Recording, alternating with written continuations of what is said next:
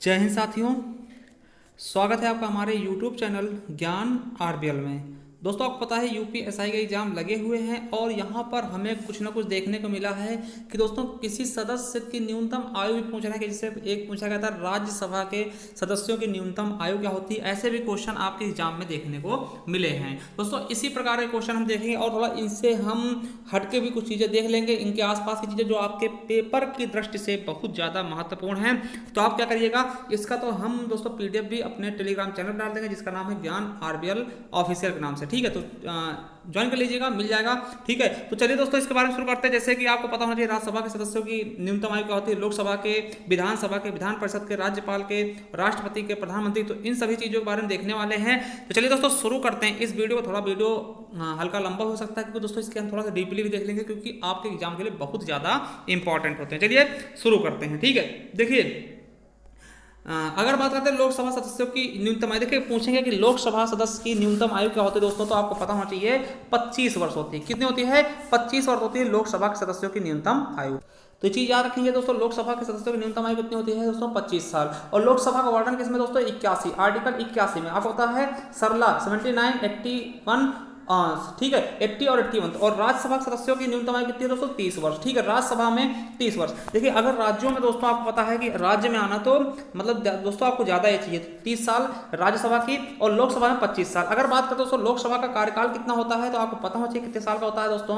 5 साल का। अगर पूरे राज्यसभा कार्यकाल कितना होता है दोस्तों? राज्यसभा का कोई कार्यकाल ही नहीं होता है। ठीक है, राज्यसभा कोई कार्यकाल नहीं होता है दोस्तों। और आपको बता दें कि पूछ लिया राज्यसभा का दोस्तों, राज्यसभा के सभापति का कार्यकाल कितना दोस्तों? उसका होता है 5 साल। ठीक है, राज्यसभा के सभापति यानी कि जो कौन होते हैं तो राष्ट्रपति होते हैं दोस्तों, उपराष्ट्रपति होते हैं सॉरी, तो उनका कार्यकाल दोस्तों कितना होता है? 5 साल का। बाकी सभी सदस्यों का कार्यकाल कितना होता है दोस्तों? 6 साल का। तो ये भी याद रखें, बहुत बार पूछाता है कि राज्यसभा के सदस्यों का कार्यकाल कितना होता है? 6 साल का। ठीक है, उनकी एज कितनी हो सकती है? न्यूनतम एज कितनी होगी तो 30 साल दोस्तों। और पूछ ले लोकसभा के सदस्यों का कार्यकाल कितना होता है? 5 साल होता है लोकसभा के सदस्यों का कार्यकाल और लोकसभा का भी 5 ही साल होता है दोस्तों। ठीक है, देखिए ये कभी भंग नहीं होता दोस्तों, इसीलिए इसका कोई कार्यकाल नहीं होता। लोकसभा का ये हमेशा चलता रहता है। ठीक है, राज्यसभा सॉरी, है ना, इसीलिए इसको दोस्तों क्या बोलते हैं? इसको उच्च सदन बोलते हैं, द्वितीय सदन बोलते हैं। ठीक है, तो ये चीज याद रखें, स्थायी सदन होता है क्योंकि कभी भंग नहीं होता है, तो याद रखेंगे।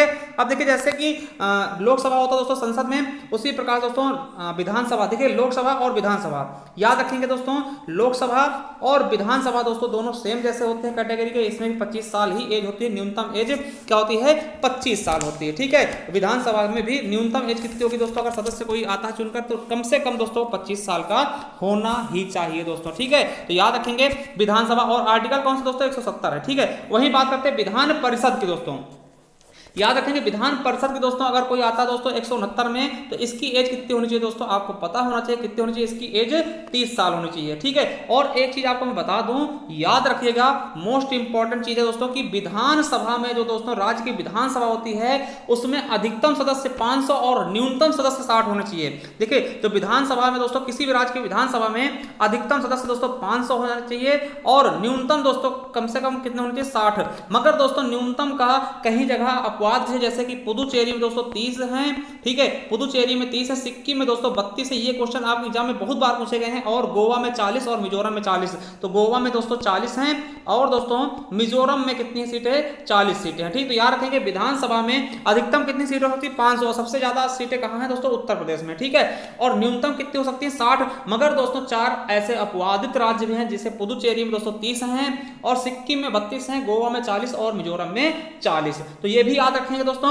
और इसको दोस्तों भंग कौन कर सकता है दोस्तों? राज्यपाल। कौन कर सकता है? राज्यपाल। तो याद रखेंगे मेरे दोस्तों। ठीक है, अब दोस्तों आपको बता दें कि विधानसभा के 25 साल होनी चाहिए ना, हम बता चुके हैं कि विधानसभा अधिकतम सदस्य कितने हो सकते हैं दोस्तों? 500 और न्यूनतम कितने होंगे? 60 होंगे। चलिए अब दोस्तों बात करते हैं ग्राम प्रधान। दोस्तों आपको पता है कि हर एक गांव में दोस्तों ग्राम पंचायत होता है। ठीक है, इससे दोस्तों आपको पता है कि ग्राम पंचायतों का गठन किसमें दोस्तों? आर्टिकल 40 में। किसमें है? अनुच्छेद 40 में। और दोस्तों ग्राम पंचायत के लिए दोस्तों एक अमेंडमेंट भी किया गया था, 73वां संविधान संशोधन दोस्तों, जिसके तहत 11वीं अनुसूची जोड़ी गई थी। कौन सी अनुसूची दोस्तों, आपको पता होना चाहिए, 11वीं अनुसूची जोड़ी गई, जो कि दोस्तों आपके ग्राम पंचायत से संबंधित है। इसके कुछ विषय दिए गए हैं उसमें, तो याद रखेंगे, बहुत बार पूछा गया दोस्तों 11वीं अनुसूची के बारे में, बहुत बार दोस्तों ये क्वेश्चन आपके एग्जाम में देखने को मिला है। तो 11वीं अनुसूची दोस्तों किससे संबंधित है, तो याद रख लेंगे किससे दोस्तों संबंधित है, तो आपका ग्राम पंचायत से।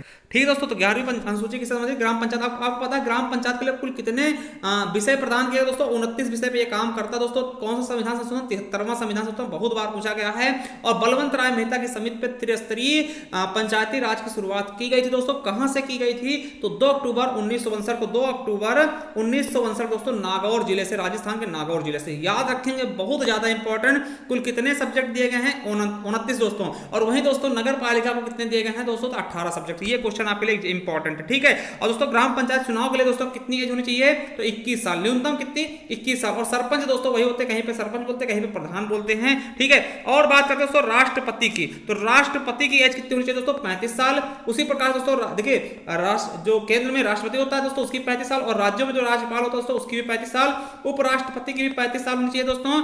और देखिए प्रधानमंत्री और मुख्यमंत्री की न्यूनतम, देखिए न्यूनतम एज पूछेगा 25 साल। क्यों, देखिए अगर प्रधानमंत्री दोस्तों आपको पता है कि दोस्तों लोकसभा से आता है, तो लोकसभा के सदस्यों की न्यूनतम एज कितनी होनी चाहिए, 25 साल। अगर लोकसभा से आता है दोस्तों 25 साल में हो जाएगा, अगर राज्यसभा से आएगा दोस्तों फिर 30 साल होगी ना। उसी प्रकार से मुख्यमंत्री दोस्तों 25 साल। तो ये चीज आप देख चुके हैं, न्यूनतम एज कितनी होनी चाहिए, प्रधानमंत्री की 25 साल और मुख्यमंत्री की भी 25 साल। तो एक बार हम दोबारा दोहराते दोस्तों, लोकसभा सदस्यों की न्यूनतम एज 25 साल, और राज्यसभा सदस्यों की दोस्तों 30 साल, और विधानसभा सदस्यों की दोस्तों 25 साल, और विधान परिषद सदस्यों को 30 साल। ग्राम पंचायत के दोस्तों जो प्रधान होते हैं, ग्राम प्रधान के 21 साल दोस्तों, सरपंच के 21 साल, और राष्ट्रपति की 35 साल, राज्यपाल की 35 साल दोस्तों, उपराष्ट्रपति की 35 साल, और प्रधानमंत्री और मुख्यमंत्री की 35 साल एज होनी चाहिए, ठीक है। चलिए एक क्वेश्चन और दोस्तों बहुत इंपॉर्टेंट है, जो कि आपकी परीक्षा की दृष्टि से बहुत बार पूछा भी जा चुका है कि दोस्तों देखिए, आपको बता दें कि एक हुआ था दोस्तों 61वां संविधान संशोधन 1989। क्या 61वां संविधान संशोधन 1989 हुआ था दोस्तों, जिसके तहत पहले जो था दोस्तों वोट डालने की एज कितनी थी दोस्तों, 21 साल थी।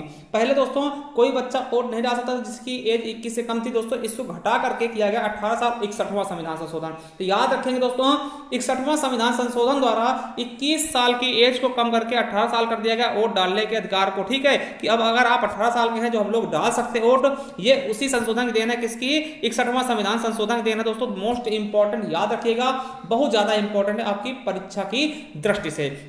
चलिए दोस्तों एक क्वेश्चन आपके लिए भी छोड़ के जाएंगे कि दोस्तों आपको बताना है कि 2 स्तरीय समिति की सिफारिश किस कमेटी द्वारा की गई थी। पंचायती राज में दोस्तों द्विस्तरीय, क्या द्विस्तरीय समिति की सिफारिश किस कमेटी द्वारा की गई, 2 स्तरीय समिति की सिफारिश किस कमेटी द्वारा की गई दोस्तों। आपको हम ऑप्शन भी देके जाएंगे। तो पहला है बलवंत राय मेहता समिति, क्या बलवंत राय मेहता समिति। दूसरा है अशोक मेहता समिति, क्या अशोक मेहता समिति दोस्तों। और तीसरा है सिंधवी समिति ना। और दोस्तों चौथा है इनमें से कोई नहीं दोस्तों। जो भी ऑप्शन आपको लगता है दोस्तों ये आपका करेक्ट है तो हमें कमेंट बॉक्स में कमेंट करिएगा।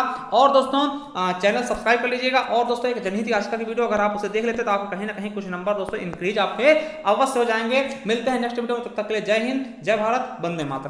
थैंक यू, धन्यवाद।